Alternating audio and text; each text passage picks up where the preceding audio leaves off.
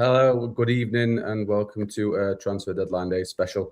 I'm joined by Alex Miller because I've not spoken to him enough today, so I thought we'd have another extra half an hour chatting to him in front of you lovely people. Alex, how are you doing? It's been a bit of a strange one today, isn't it? Yeah, a bit of a strange one. No real surprises, I'd say. Obviously, the Joel and Darla thing sort of appeared on the radar sort of mid-afternoon, but it was quite clear quite early on that was a deal that would probably get done, and the marvellous Nakamba deal is one that had been bubbling for a few days. I think, the fear was, going into the day, wasn't it, that Sheffield Wednesday would lose a number of players, but getting out with only one, barely Cadamarteri. I'm sure we'll chat about feelings around that deal. But yeah, it's been a busy one. They're not always busy, Sheffield Wednesday deadline, but this one always felt like it was going to be. We've had a fair few, haven't we, where we've just sat on our laptops making hundreds of phone calls, and it's got to the end of the day and we've just gone, yeah, we got nothing, guys. But yeah, no, not one of those today. It is, it has been a busy day. I suppose we'll start with the outgoings. Bailey Cadamarteri has not been confirmed yet by either club, but he has confirmed it himself. He's put a nice little statement out. The Bailey Cadamarteri deal. There's a question there from James about the price. Obviously, please send your questions in. We'll do what we can to answer them. Me and Alex both of the understanding we're looking at about £1 million up front, which is as soon as this interest started, that's kind of the ballpark we thought it might end up in. But there could be a little bit more, couldn't there, Alex? A little bit more in terms of add-ons, sell-ons. It's £1 million up front, but that's not the end of the deal. Yeah, an important thing, that the big lump sum up front, because the situation we've explained a number of times, why Sheffield Wednesday have been looking to sell in this transfer window and the possible permutations further down the road. But yeah, there's certainly a sell-on clause in there. Not sure what percentage. How this is done is it's a percentage of any future profit, and I think depending on how he gets on, obviously. But you're looking at £1 million, you probably think that Wrexham can make a profit down the line. So I think Sheffield Wednesday can get a further kickback as things go on. And yeah, the fact that it's not been announced, that's not a harem scarum for Wednesday fans or indeed Wrexham fans. That's a deal that has been done. And yeah, I think we're expecting an announcement tonight at some point, aren't we? Yeah, I think we will see that at some point. Obviously, it's Bailey's he's had a bit of a strange Wednesday career, hasn't he? Because he was sort of thrown into it out of nowhere, really, and played a big role in Wednesday's survival that first season. Went off on loan to Lincoln City. His goals to game ratio at Lincoln was pretty good. He had a bit of injury, all that kind of thing. And then this season, obviously, I'm not sure there's many strikers that would be, reveling up top in that Sheffield Wednesday side. Do you think that Bailey's coming for a little bit of undue criticism from some sections of the fan base? Yeah, I think so. And I think picking up on what you said there, he's not really played as a striker, is he? He's been stuck out wide for the most part, and in a side that doesn't create a lot of chances, sometimes sort of cedes a lot of the possession to the other side. I think he's very hard working. There's sort of parts to his, the pressing side that I don't understand, but people who are a lot brighter than me and well versed on that sort of thing would suggest he's got a way to go in that facet of the game. But it was no lack of effort. He'd be constantly harrying teams and running them down. I think improvements have been made in that area. But yeah, look, this is a Wednesday side that scored. It had the ultimate dry January, didn't it? And was hardly prolific before that. So to judge him on attacking output, I think is very, very cruel. And I think the number of clubs that were not only interested but lodged bids for Bailey Cadamarteri is telling in terms of his of them as well, right? Like it wasn't like a specific type of football club that was after him. Yeah, yes. There's clearly something that people think is there, and I'd certainly agree with that. By no stretch the finished product, and not the sort of player that any club was going to pick up to, get them promoted but I think a bit of a project there. Very high ceiling, 20 years old, full international. And it's a shame that we won't see him continue his development at Sheffield Wednesday, because ultimately, the a theme on social media has been, sell him, it doesn't matter, we're relegated anyway. But there'll be a new season start in a few months' time, and having lost a club legend in Barry Bannon, and obviously the club captain, and then quite probably your two brightest young outfield players in Bailey and Yissa. It's a transfer window that stings a little bit, I think. Yeah, absolutely. Some nice messages from Cam Wardy there. Crann, get to bed, you look tired. Can't argue with that. Second one, have you got a Wilkes update? I'm glad we're not doing that anymore. And Jeremy Elan, we're working on it. We've been working on it for about 5 years, and we will continue to work on speaking to Jeremy Elan. There's a question here from Joel, who was asking about Ike Ugbo. You've sort of been on top of the Ike Ugbo situation. We know there was sort of work being done from both sides, trying to get something done there. Interest from Belgium, MLS, North America in general. What's the sort of lay of the land there with Ike Ugbo? And obviously we know now that nothing happened with this window, but that doesn't mean it's dead in the water just yet, right?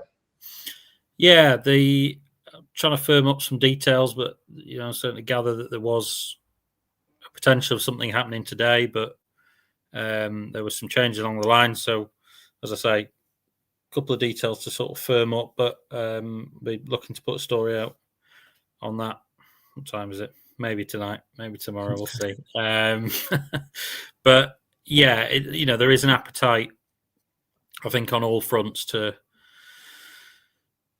give him a fresh start. His struggles are well documented, and I think everyone would benefit from an opportunity for Ike to go out and kickstart things. And the MLS transfer window runs until March. Obviously, the timing of their seasons is different. So having heard of interest from North America, that may well still be an avenue. There are a few transfer windows knocking about. There's sort of picked up over the last couple of days that there were Turkish clubs that were interested in Jan Valery and Max Lowe. Certainly the Lowe one I wouldn't expect to go anywhere, but probably not the Jan Valery one either. But it continues for a few days, doesn't it? And I think the Turkish window ends at the end of the week, so it's not done.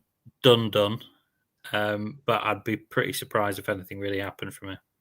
Yeah, I mean, I suppose the big thing now is that outside a window, Wednesday can't do anything. So if they were to sell anybody else, then there's actually zero chance of replacements unless it's free agents, and they're not sure that they can get those done at all.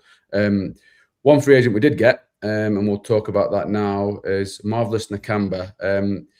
He's had an interesting career, hasn't he? He was in the Premier League not that long back. Had a great time helping Luton get promoted. That was an interesting one, because that you got the scoop on Marvelous. We have to great name. It's probably the best name at the football club now. You got the scoop on Marvelous last week, and then it sort of emerged that actually there was potential for a permanent deal to get done as well. What do you think of that as a sign? I mean, it brings some much needed experience to a very young side. Obviously Barry Bannon leaving. Baz was a very experienced player, very, very good footballer as well. Losing that will have lost a lot of experience, but at least Marvelous comes in and brings a little bit back, doesn't he? Yeah, I think at the outset of the window, the assumption was, it'd probably be 5 loans from the Premier League and young lads that get the opportunity to build a little portion of their career at Wednesday. But I think it's telling, the signing of Nakamba and Jerry Yates as well. The experienced players were needed. We know the stranglehold and influence that Barry had on the changing room and how things were done at Middlewood Road. And to bring in players of experience is key. Nakamba's played in the Champions League. He's captain of his country, played at the AFCON not so long ago. The big fear, of course, is where he's at with his fitness. He's only played 16 minutes of league football this season. His career sort of took a pretty sharp downward turn after a couple of serious knee issues that required surgery and that sort of thing. So this is his big opportunity to come in and rebuild his career at the age of 32. I think he'll get opportunity to do that. He's not going to start game time, is he, if he's fit? Well, yeah, exactly. So, we'll see how it's managed as well. Obviously, he got through 3 90-minute games, I think, at the AFCON, which suggests there is a level of base fitness there, perhaps. That is not an easy tournament to play in, I can tell you that.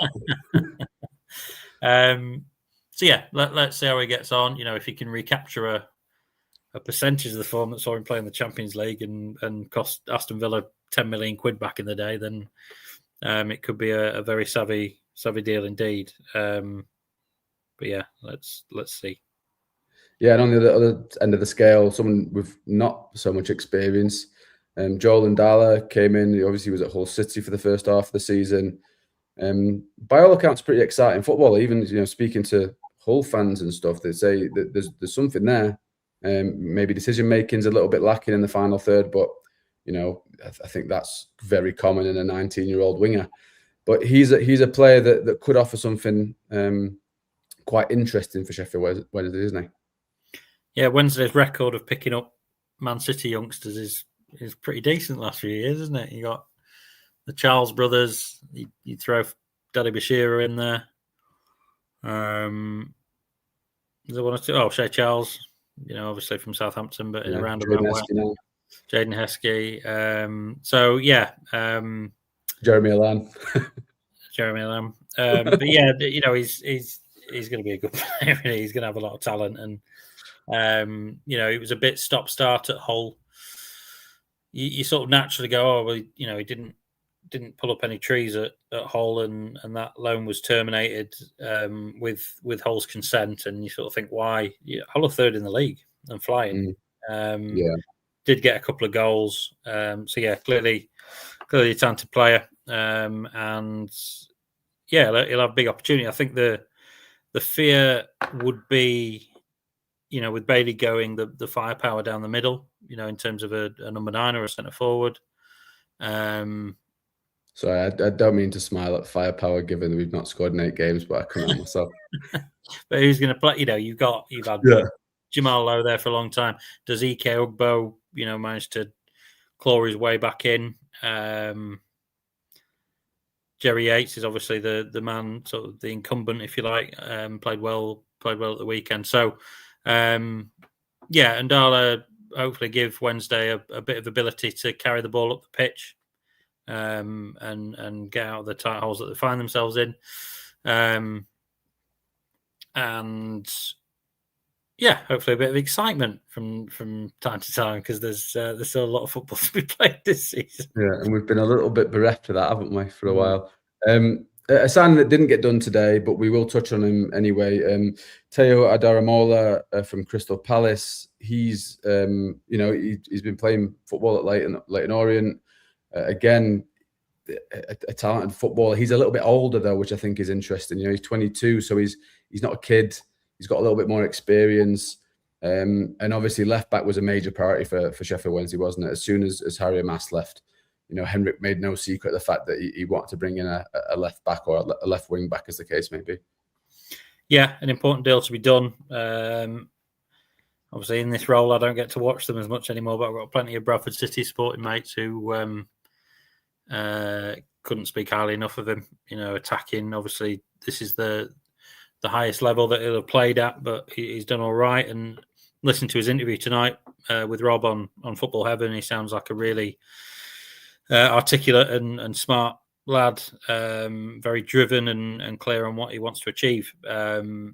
So yeah, a really important deal. Not to put too fine a point on it, but I think Reece Johnson, without anyone around him, has sort of been exposed a little bit in the last couple of games, and he'll be better for that experience. But just having the option to sort of rotate a little bit, and maybe Reece be taken out of the firing line, and that deal's done in time for the second in the Blackburn Rovers away saga that I'm thoroughly looking forward to. But I'd expect him to be able to make his debut. He comes in, in a very different way to Nakamba, for example, who we've just spoken about. He played a fair bit of football at Leyton Orient, so you'd think that he's ready to step in. Yeah, and obviously with the two that were signed tonight with Nakamba and Ndala, they weren't done in time, so we'll be seeing them only at the weekend, I'd imagine. There's a question here from Ethan who says, any update on Rory Wilson? I don't know about you, Alex, but from my side, I never actually managed to get anything concrete on interest in Rory Wilson. I gather he was a player of interest. I think they sort of spread the net quite wide, but I certainly wouldn't suggest that went any far. But in terms of an update, the window's closed. He won't be signing for Sheffield Wednesday.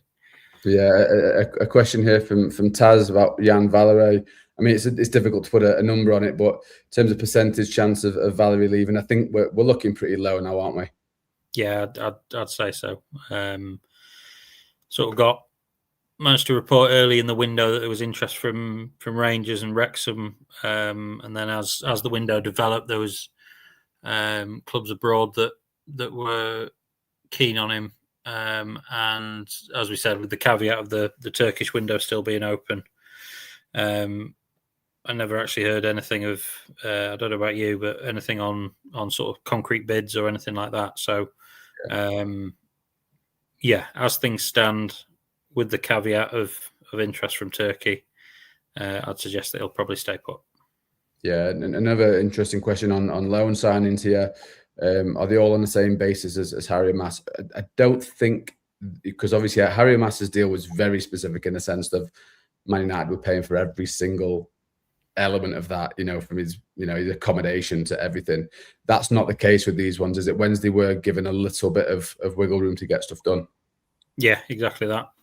A little tiny bit. But I think it's worth addressing actually that the chat about the EFL and that they're punishing Wednesday for the wrongdoings of Chansiri. I mean the basis of that is correct, but ultimately Wednesday have the opportunity to take deals to the EFL on a case by case basis, and it's all based on their financial forecasting. There's an independent body set up outside of the EFL, the club financial reporting unit, and they have a look at what's sensible and ultimately ratify what can be done without taking any risk. Sheffield Wednesday are in administration. The priority always has to be the viability of Sheffield Wednesday, and while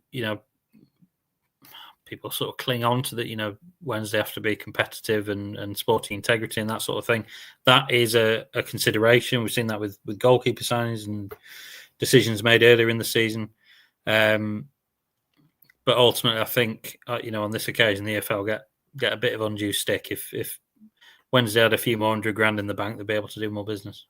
Yeah, I mean, Wednesday shouldn't be allowed to sign anyone, really. Do you know what I mean? Like there's been other than the permitted players rule, Wednesday have been effectively given a little bit of leeway that other teams maybe wouldn't have got at different points for various different reasons. But I think it's worth touching on the players that have come in, because it's the same with the guys who were here before as well. You look at Ethan Horvath, and you got a bit of stick at different points, but you've got to have some real mentality about you to want to join this fight, haven't you? Knowing what is happening at Sheffield Wednesday at the moment, for a player like Jaden Heskey to come in and take on a role in that midfield. My understanding with Marvelous Nakamba was that he had different options elsewhere, but it was a case of Wednesday or nothing, really. He didn't want to do anything else. you saw Wednesday and the size of the club and the opportunity and the chance of playing the Championship again. I think it might have been a case that if Wednesday weren't able to get something done, he might have just end up staying at Luton. It says a lot, doesn't it, about these lads that have come in? You mentioned Teo as well, and I thought exactly the same thing. You listen to Teo, you look at what Jerry Yates was saying when he came in. There seems to be a really strong mentality with these boys that have joined the club. Yeah, I think so. And there is the pull of Sheffield Wednesday, and I know Henrik's made a big point of this since he stepped into the manager role. It's still a club that's attractive to people, which absolutely, watching it week in, week out, it feels a little bit of a stretch, but evidently it's the case. And look, let's not kid on. The players that they've brought in, there are some circumstances around them, and you look down the road and there's a bloody England international that signed from Man City. These are not the sort of signings that Championship clubs will want to be taken off the top shelf. Mm-hmm. But as you say, hopefully there's just enough work being done there.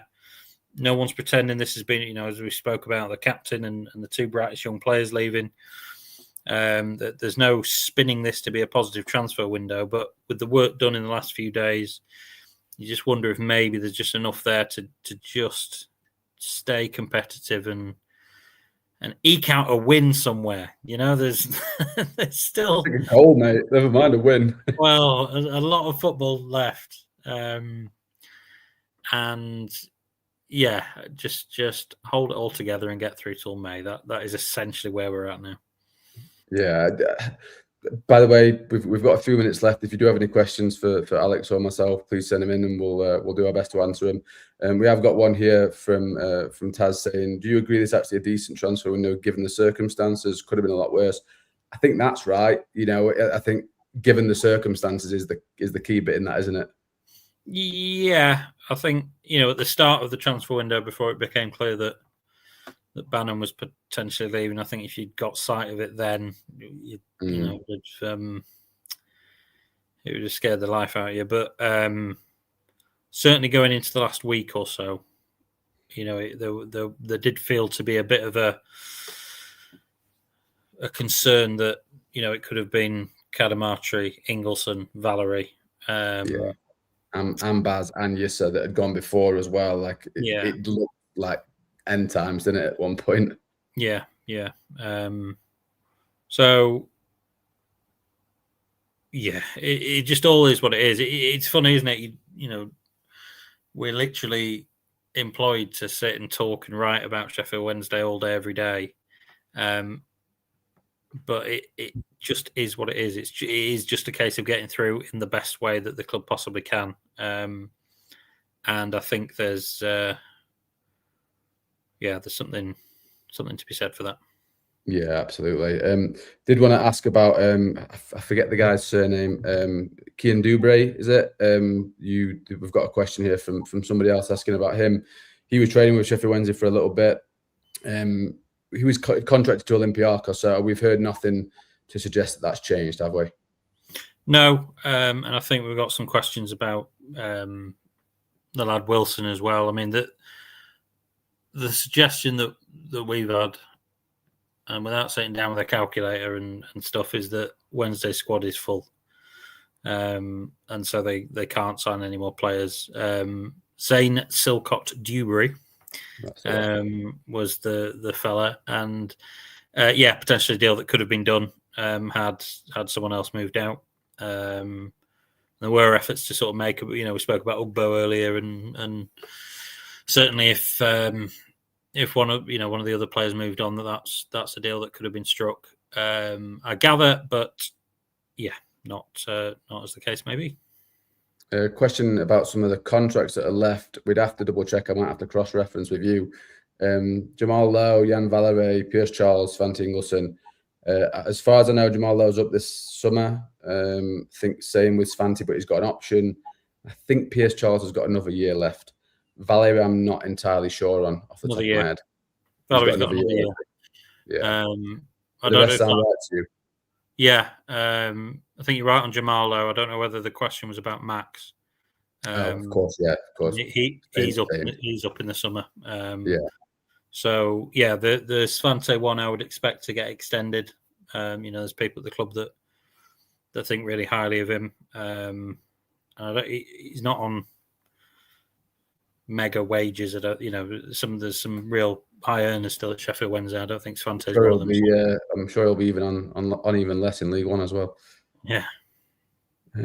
But yeah, I think there's a few players in there in that side that you would expect the club will be trying whatever happens in the next few months to try very hard to keep hold of, because they could be important players in League One, and Svante's definitely one of those, isn't he? I think so. Yeah, having watched 2 glorious seasons of League One football fairly recently, that sort of player. He's an absolute beast of a player. I think there's the question marks obviously about quality just in that final moment and that sort of thing, but absolutely made to rip up League One essentially. And the point's worth making, where Wednesday are now, looking ahead to the summer, you'd expect Pierce Charles not to be a League One player come the start of next season. There is a big rebuild job on. Lots and lots of players. Lots of players to come and go. Whoever, whether it's James Board or not, whoever steps in is going to be very, very busy indeed. Certainly is. Did want to touch on just another question here we've got about Joel Ndala and his positional, in a positional sense. He's a winger by trade. The question is, we play wing backs, not wingers.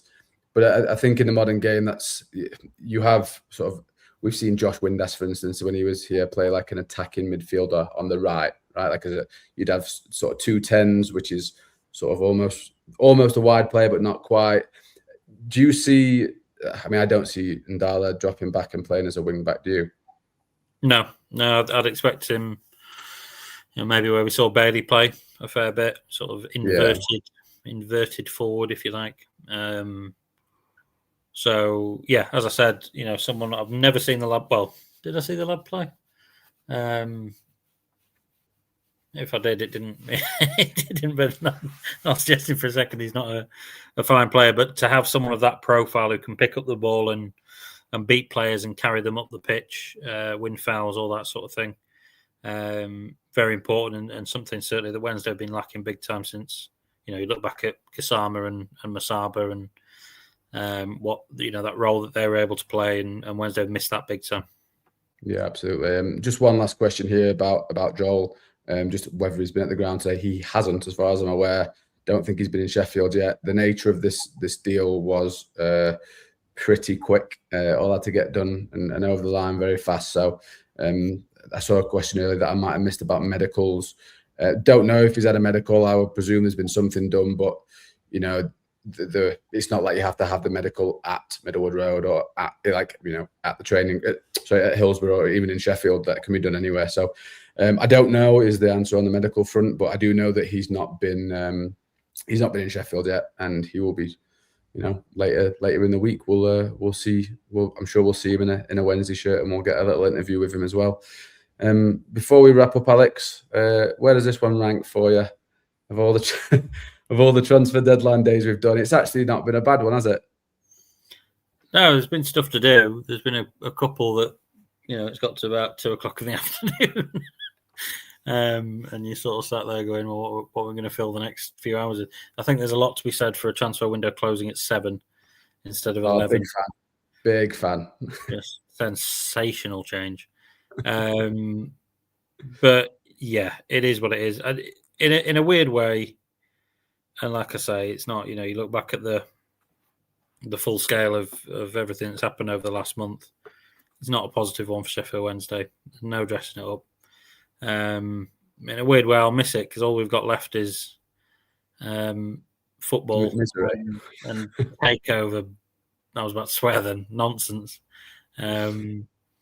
for the next few months. So yeah, scrabbling around, trying to pick up which Premier League loaner they're going for. Will be sorely missed, I think, in a few days.